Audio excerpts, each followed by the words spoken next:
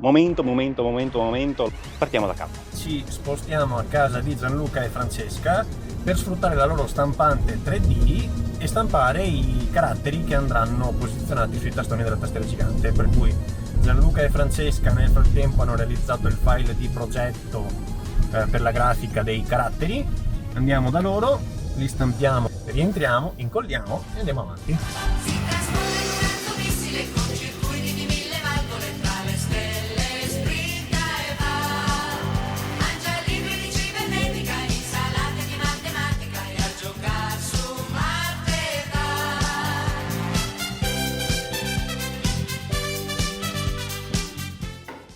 Non mangiarmi le lettere.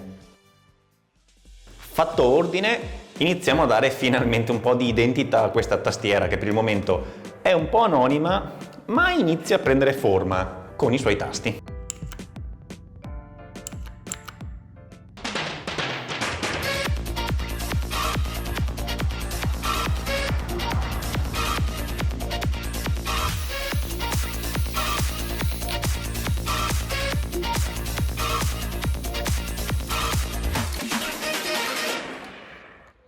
Per cui partiamo da questa per arrivare a questa, che è il tasto. Sopra qui ci andranno le lettere. Allora, perché no? Partiamo da uno spazio.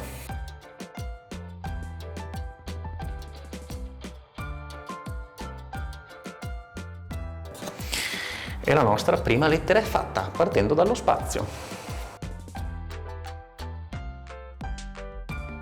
Poi trovare la sua posizione, ma intanto andiamo a comporle.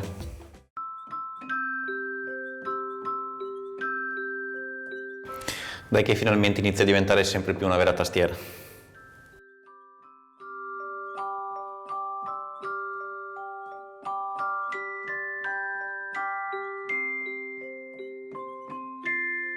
Abbiamo anche il nostro invio.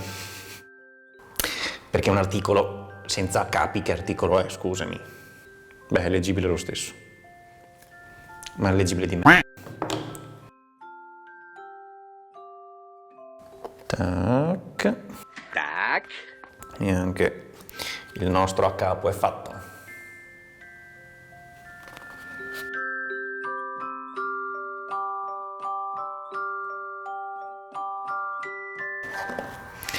E adesso è arrivato il momento di mettere il punto, se non lo perdiamo, di mettere il punto a questa tastiera. Ultimo tasto e finalmente poi avrà una sua identità.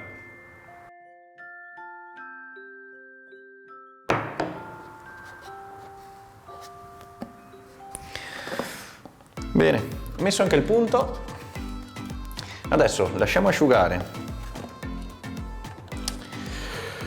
Poi programmiamo tutti quanti gli switch in modo che ogni switch abbia il suo tasto configurato, in modo che quando scriveremo usciranno le lettere del testo. Poi attacchiamo le varie lettere agli switch e iniziamo a scrivere.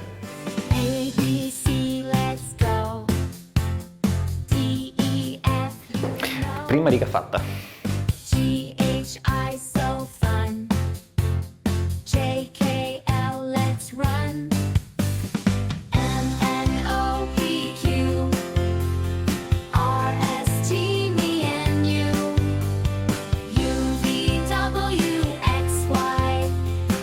E finalmente inizia ad assomigliare a una vera e propria tastiera, per cui lasciamo agire la chimica, programmiamo, lasciamo agire l'informatica e scriviamo. One eternity later. Oltrepassato l'inverno, oltrepassata la primavera, oltremodo piovosa, arriviamo finalmente all'estate, per cui cambio di location, posto un po' più tranquillo, un po' più caldo. Rimaneva da finire la programmazione di tutti quanti i tasti della tastiera gigante, per cui andiamo al computer, Windows in questo caso, perché il software che comanda i tasti viaggia soltanto attraverso sistemi Windows. Poi però, una volta programmati tutti i tasti, passiamo al Mac e scriviamo.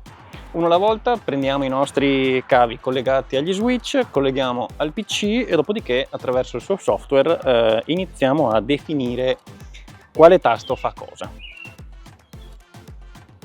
Colleghiamo il tasto, apriamo il software, impostiamo la lettera, downloadiamo sul tasto la lettera impostata, dopodiché il tasto sarà pronto. Tasto collegato, software avviato.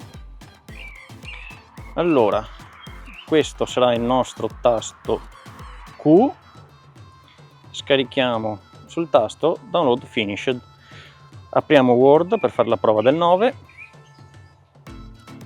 andiamo a premere il nostro tasto gigante e una Q ce l'abbiamo, mettiamo anche maiuscolo, ripetiamo il procedimento con gli altri 32 tasti mancanti, dopodiché abbiamo una tastiera completa e ci basterà scrivere. A few moments later. Completata finalmente la programmazione dei tasti, proviamo a inserire tutti quanti i cavi negli switch per provare a vedere se con tutti e 33 i tasti vediamo se il software risponde. Facciamo anche un minimo di cable management. Allora, qui abbiamo Q, A, Z e li inseriamo nell'ordine. Q, A, E, Z.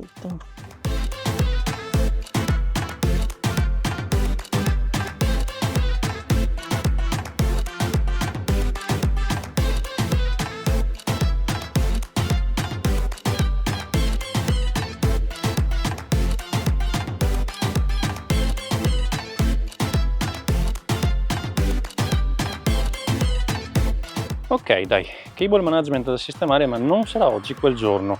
Ricapitoliamo.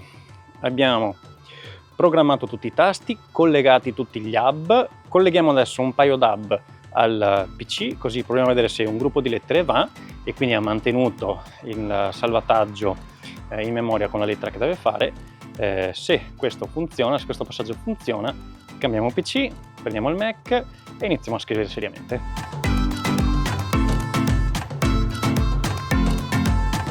Colleghiamo intanto questo hub che fa riferimento a questo gruppo di lettere, quindi B, D, R, F, N, T, G.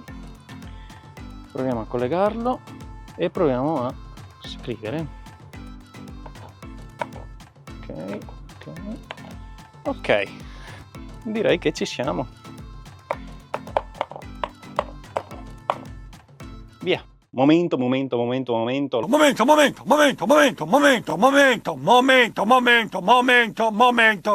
Partiamo da capo. Addio, addio, amici, addio.